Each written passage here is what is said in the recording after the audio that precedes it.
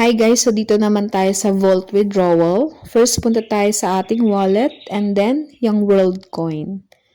Okay, so after that, may ano dyan yung Vault. Click natin yan.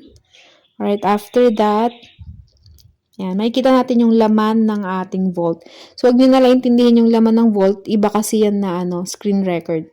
So, transfer out nyo yan, yung laman ng Vault ninyo. And then, after that, yan, click nyo yung max, yung laman ng vault nyo, and then continue. Ibig sabihin, max yung lahat ng laman ng vault nyo yan.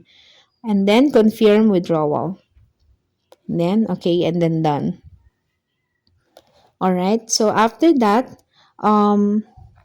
ito yung previously laman talaga ng vault ko. Ayan, so after na confirm withdrawal na umiikot na yung green, so meaning to say nagpa-process na yan. After kasi na-transfer out, maghihintay tayo ng 7 days. Okay, to see yung details na yon na sinasabi ko na for 7 days, unlock period. Yan, click nyo yan, transferred world coin. Ayan, nakikita nyo September 18, yan yung day na nag-transfer out ako. Okay? So, 7 days ang hihintayin natin. Pag okay na yung 7 days, na si World App, notify na completed na. So, paano natin check? Same procedure. Balik tayo kay wallet. And then, after that, kay wallet, pindutin si World Coin. Yan. Alright. And then, punta tayo sa Vault.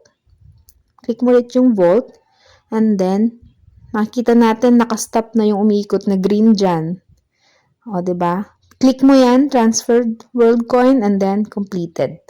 Ayun. So, nandun na yun sa natin. Pwede na siya, nasa spending na siya. Pwede na siyang withdraw going to our GCash, Coins.ph, or kung saan natin i-transfer out. Okay. So, yun lang. Ganun lang kadali mag-transfer out. And sa mga wala pang World app, you can download the app through the Play Store and put the invite code 7AJFZU number 6. And kapag kayo is na verified na rin and naka-claim na, you can also invite friends and you can receive up to 9,000 pesos since 900 pesos na yung invite or referral ni World app. Yun lang guys. I will put the link on the comment section para ma-download nyo. Thank you. You can also watch this video to my YouTube channel and to see more videos about World app tips and other things about World app, you can subscribe me on my YouTube channel, rrsswonderwoman.ph, or yung under my name which is Ray Ray. Yeah, to see more videos about this. And again, thank you for watching guys, and bye!